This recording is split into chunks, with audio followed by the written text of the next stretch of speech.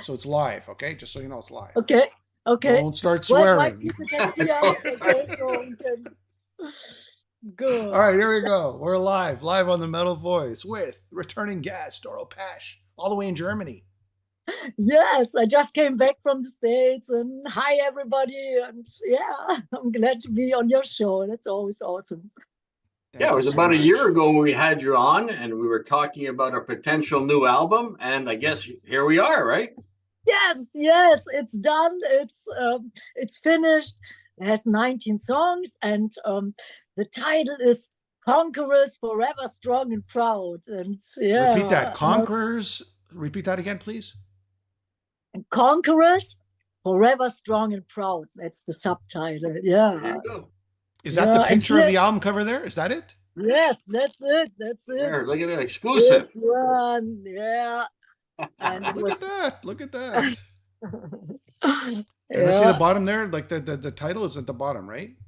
can you see it? Conqueress, Wow, look at yeah. this. Yes, Conqueress. Conqueress. Look Yeah, at my that. Look ex. at that. That's, Nice. And yeah. when can we expect this album to be released? Like what date?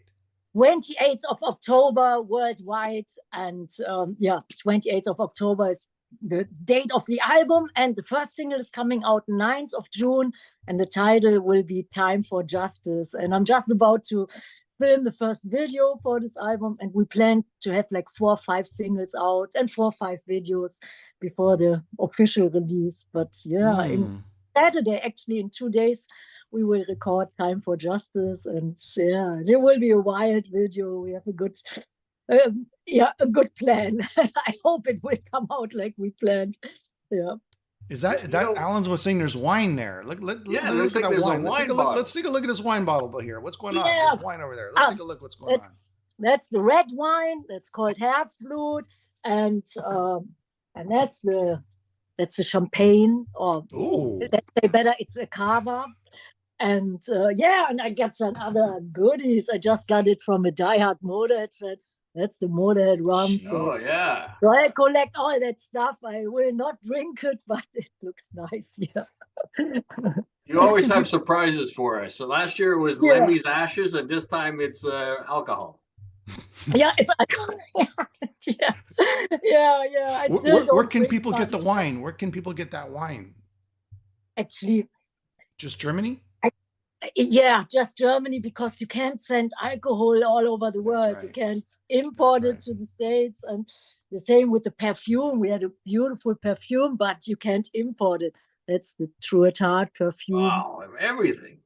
Yeah, that's for the guys, and that's for the ladies. For us smelly guys. For you guys.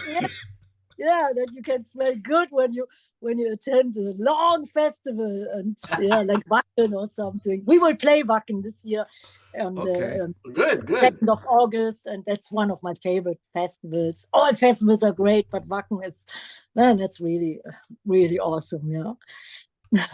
A year ago, we had an interview with you, and we just love your passion. I mean, everything metal, that's what Doro was about.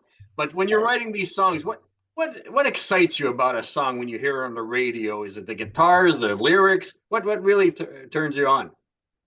Yeah, actually, it's usually it's the melody, it's the message. I love big anthems. I love the hook, when I can, shout along, sing along. That's what I really like. And of course, a great riff.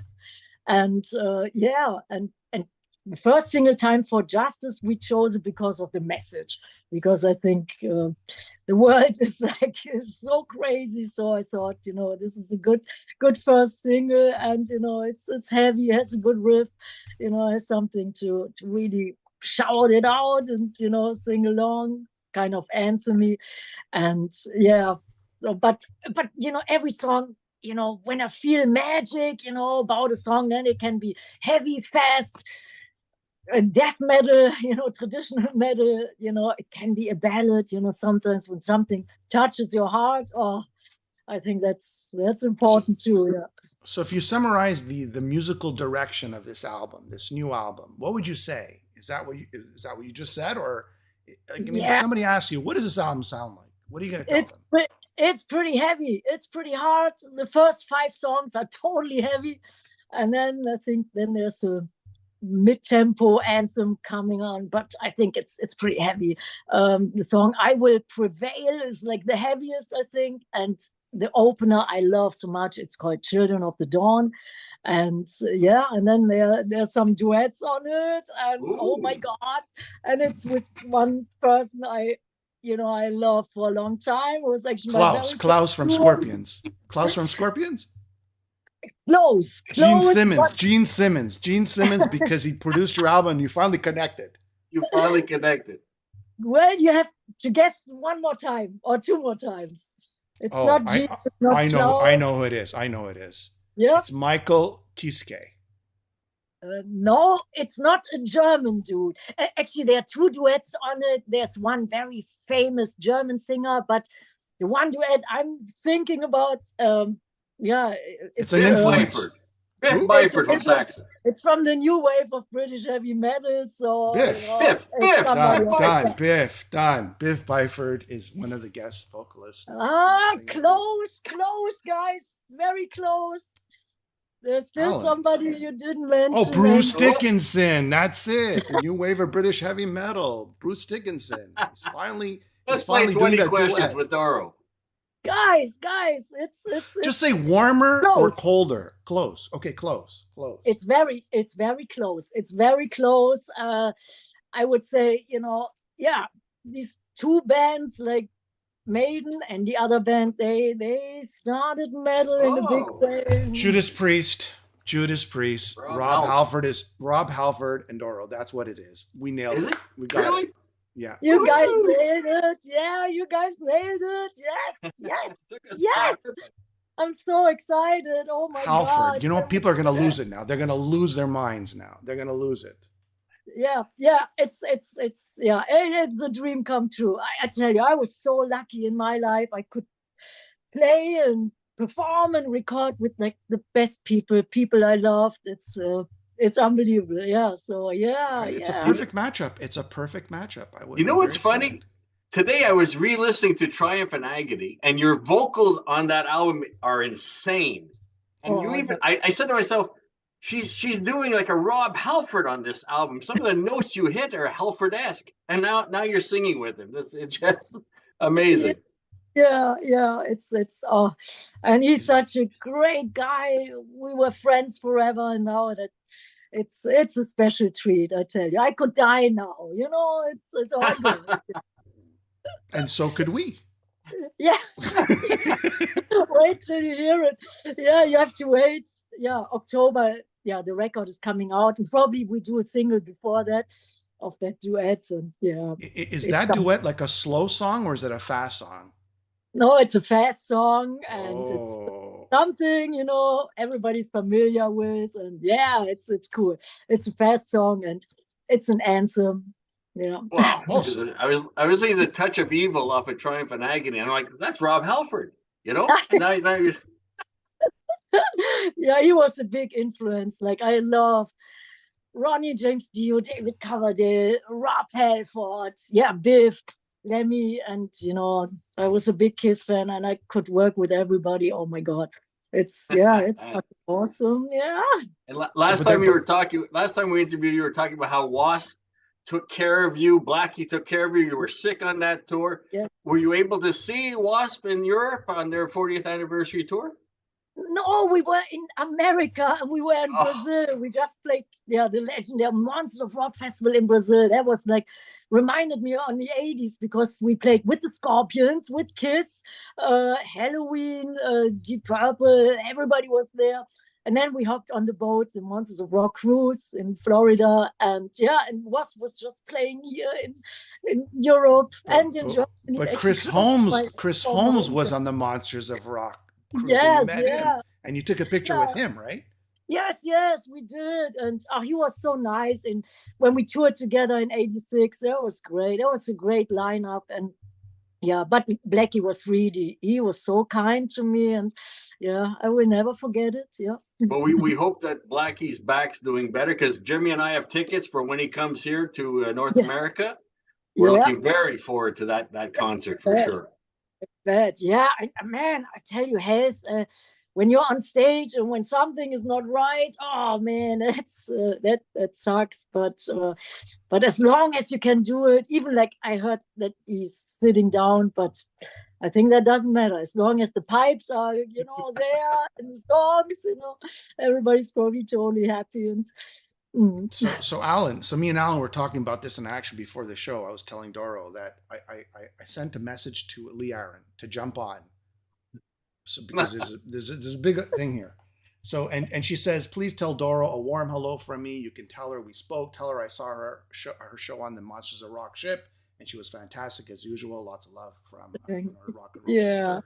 So we were gonna have her on for just like a few minutes, but she was tied up and she really wanted to jump on. But again, it was last second. It was last second.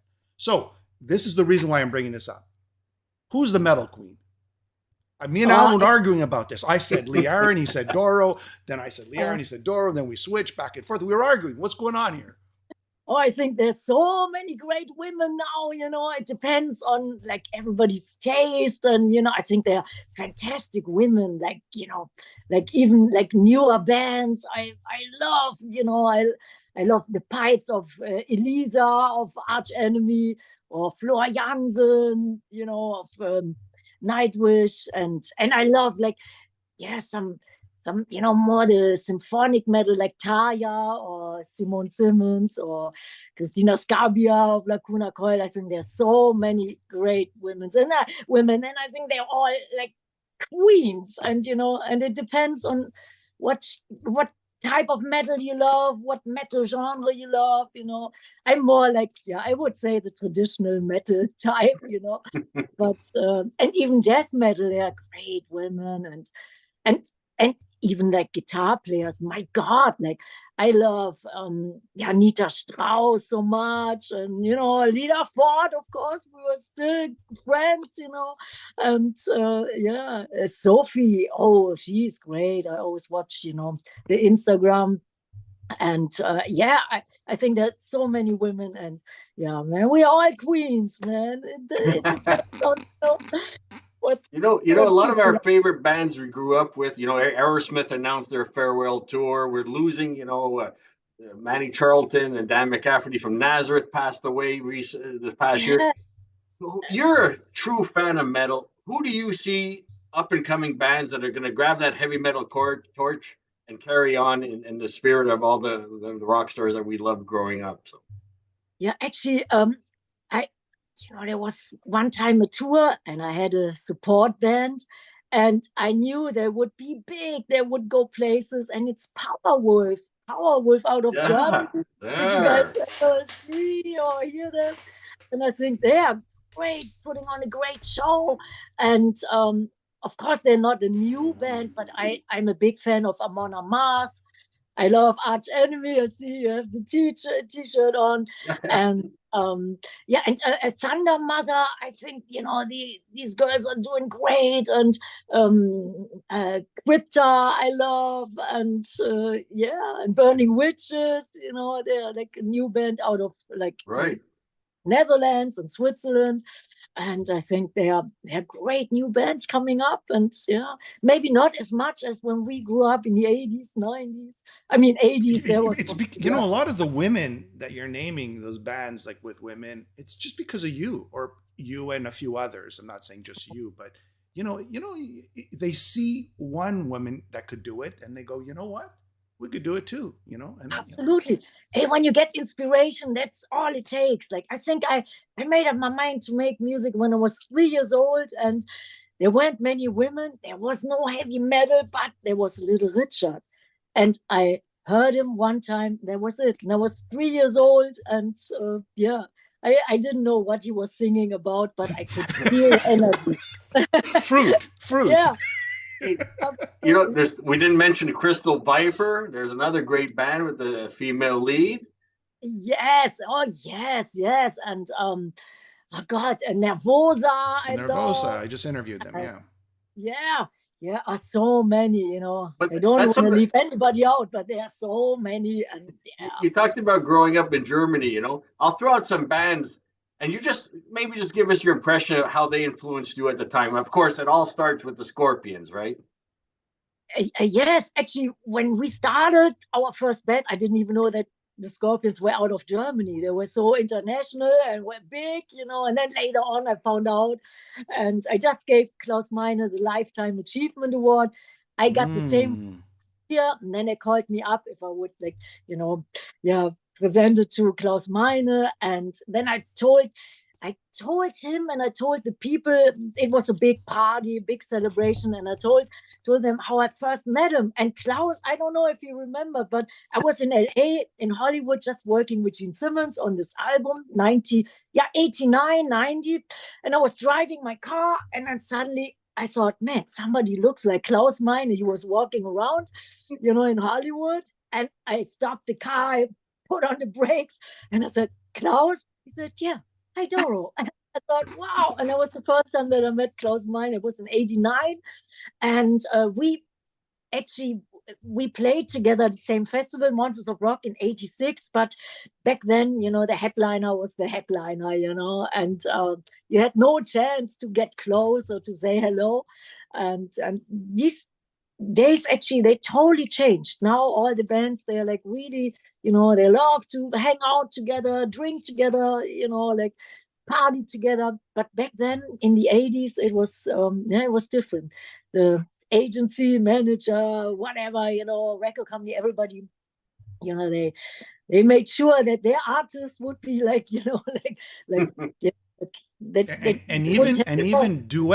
even duets, like you had record contracts, correct me if I'm wrong, that didn't allow you to participate on other labels, right? Competing labels. Oh yeah. When you, a different label, another label, that was no way. That was like pretty difficult. My first duet I did actually with Lemmy, and it was in the year 2000. And because we were friends, and, and then the friendship was like, that was the most powerful thing. And we said, whatever, record company, manager, agency, we will just do it. And then we did 2 songs, and that was my first duet in 2000. And then 2002 or 3, I did another duet with Udo Dirkschneider. And he called me up. I was in Philadelphia somehow recording a new album, and I had a little motel, and I came back late at night, and then the girl at the reception, she said, somebody called you, here's the number, and I think it's Dee Snider.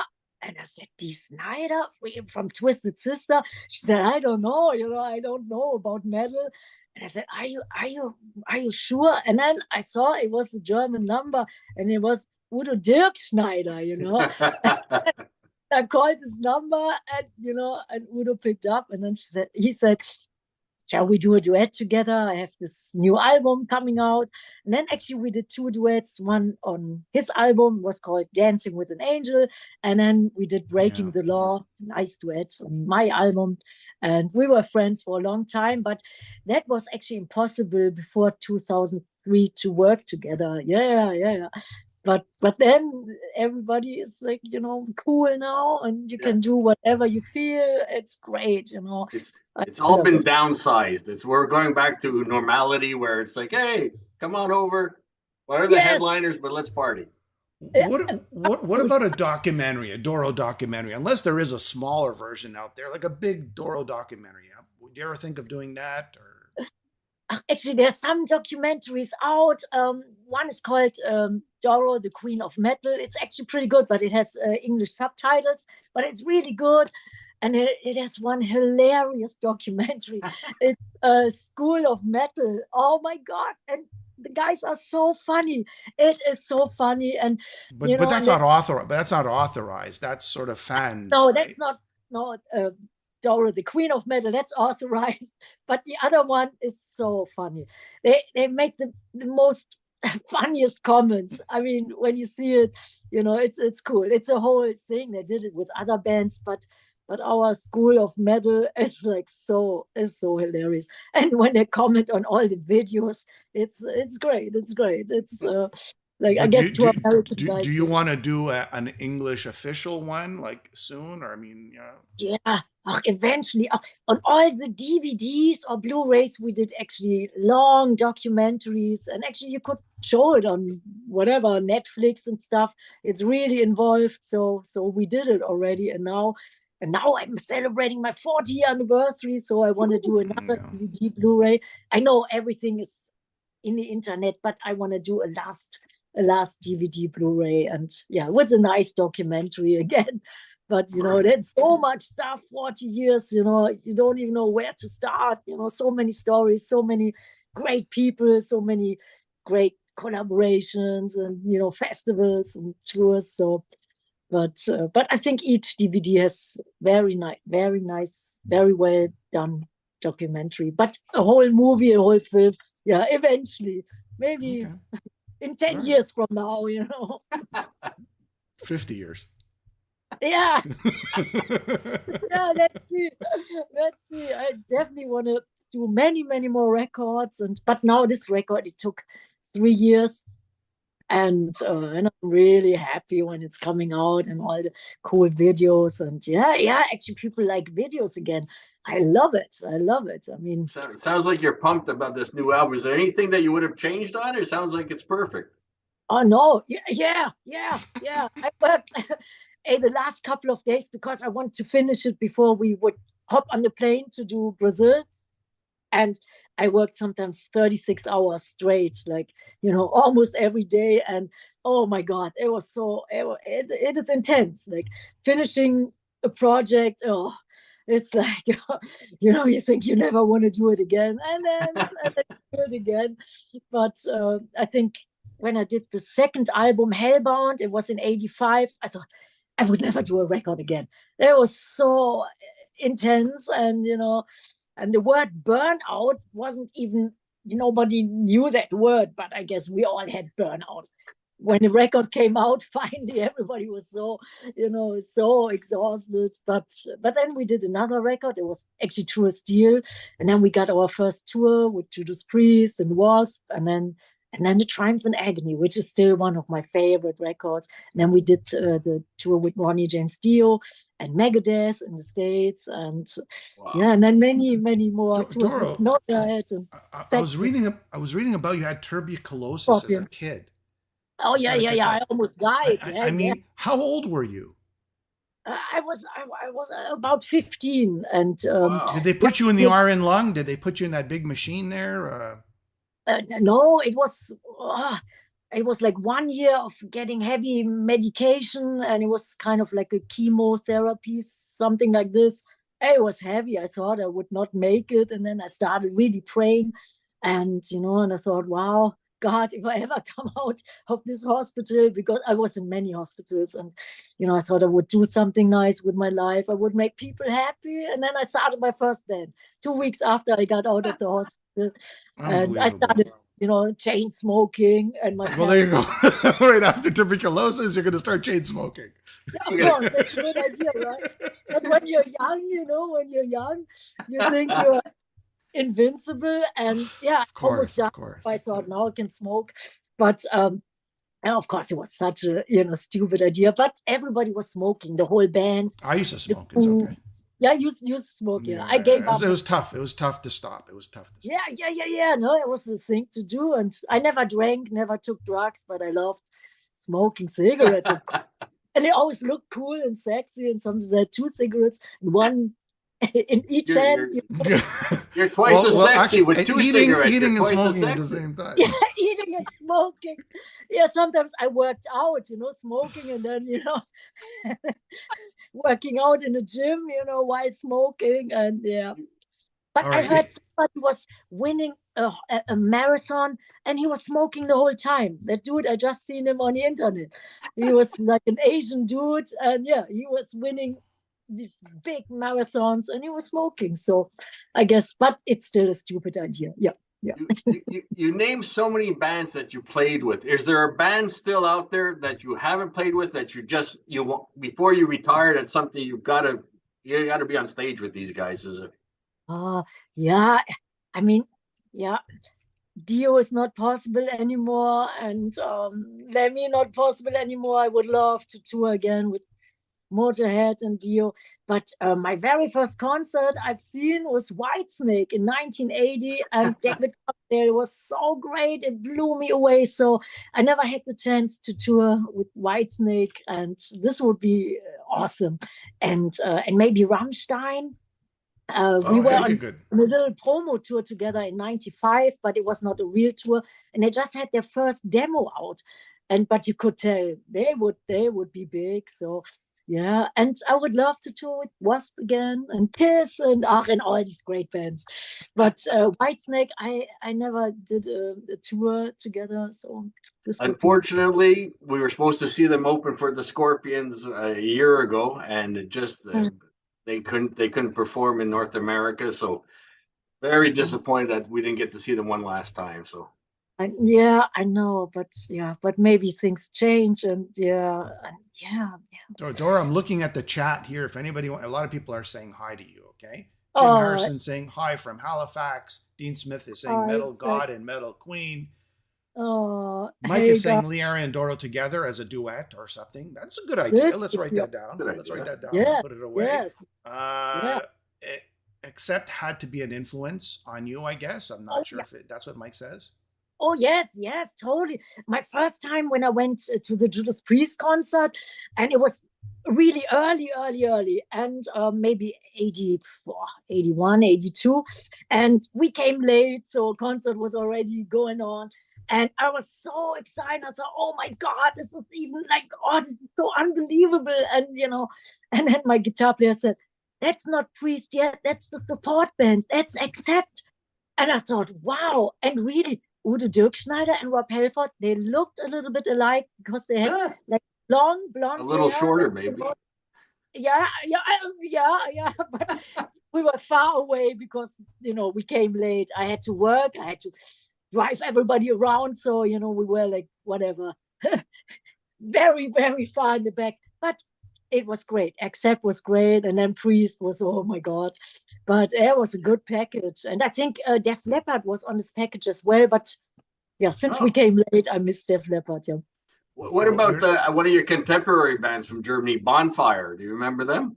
Of course. We toured many, many times together. And the former singer, Klaus Lessmann, I just seen him a couple of weeks ago, like 4 weeks ago, because we were both invited. There was this musical Rock of Ages, which they performed here. And they invited us, so I saw all my friends from the past. It was in Munich, and so I saw Klaus, and so it was great. We really liked each other a lot, and and he was a great singer. They're still recording as well, Bonfire. But they've changed like so many members now. It's they've changed so much. Yeah, it's a different lineup. Yeah. Okay, Carlos, he says hi from Lisbon, Portugal. Okay. Oh, hi, Carlos. Hey. Melissa, hello from Boston, the USA, of course. Oh, Boston. I remember we played with Dio 2 shows in Boston, and it was so cold. It was like snowing. And I think I think you weren't allowed to drive your car anymore. I think the police shut the whole city up. You weren't allowed to drive anymore, but all the fans were there, and it was fantastic. The shows were great in Boston. And I actually drove the RV to Boston. I remember that because our driver, his name was Ralph. And one night I woke up and I thought, man, there's something going on. And I walked to him. I said, Ralph, are you okay? And he just stood up and went right to sleep. And then I had to go, and drive this RV. And I thought, oh my God. And everybody was asleep. And it was, icy roads and snow. And, it was hardcore. And of course, we had no heat because the RV immediately, 2 days after we got it, everything broke down. The heat broke down, everything, like typical stuff tour buses are the same. So that's not, that's common. Yeah. What do you got? Pardon? You're somebody's getting a message. So Yeah, well, that's it. I'll just throw one last German band from you. Do you remember this little band called Brain Fever? Have you ever heard of them? Wow. Capture the Night, Brain Fever. Wow. They're around in the early 70s as well, so I just took a chance. Well, I had my first band in 1980, first record out in 83, so the 70s. I don't know, man. I'm sorry, I don't. You got Alloy, right? Alloy. Yeah, remember them? Alloy They're German. Tangerine Dream. They're from Germany, were they not? Yes, I remember that. This is going old school.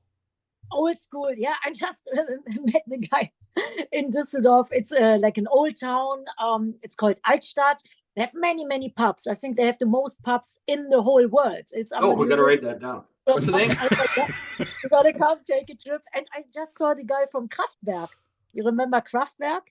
Yes. Autobahn and yeah, and he was super nice and sweet, and yeah. Rich Hall says, "Hi, Doro." I'm just gonna read some messages. Rich Hall says, "Hi, Doro.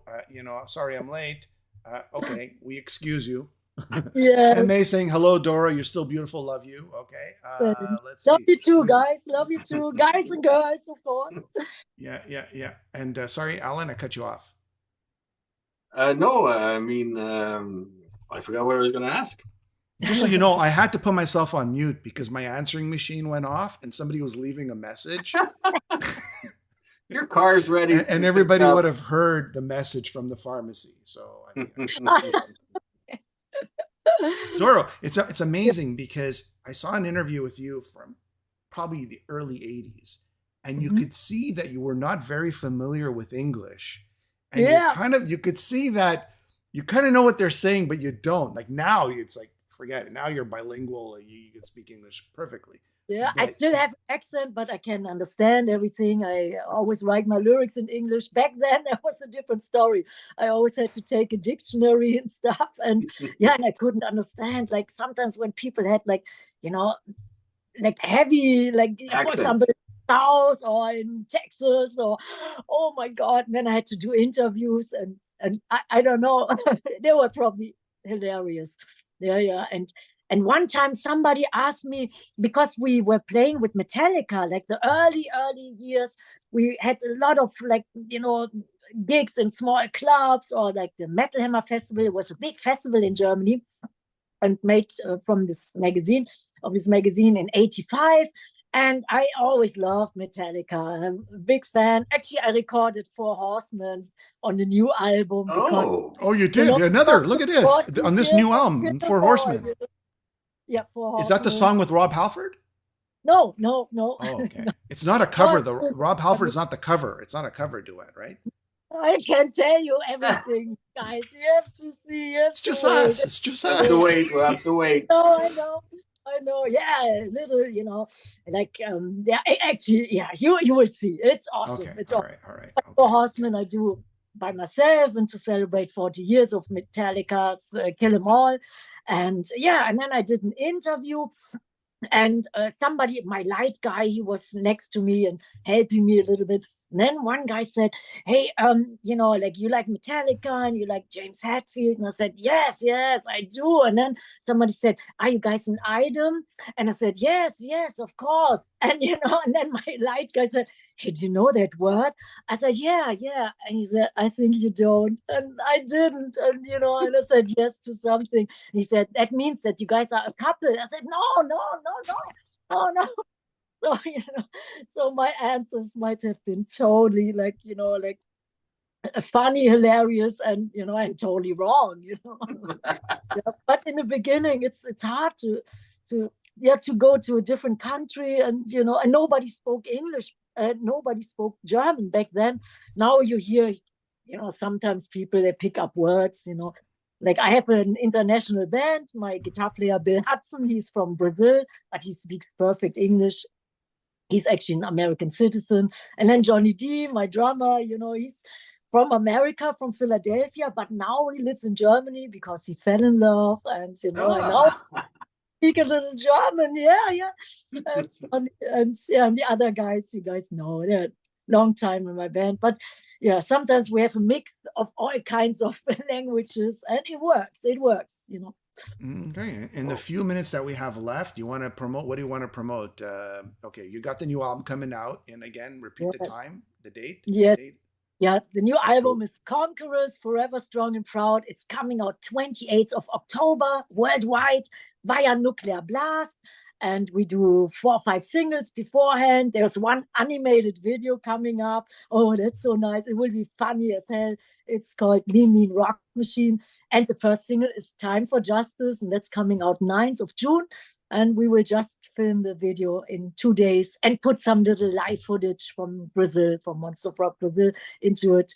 And yeah, and then 4 or 5 videos. And I'm excited about it. And I celebrate my 40th anniversary. So one time in Wacken on the 2nd of August, big show with many, many guests, all guests you guys know, like Udo Dirk Schneider and Biff of Saxon and great people.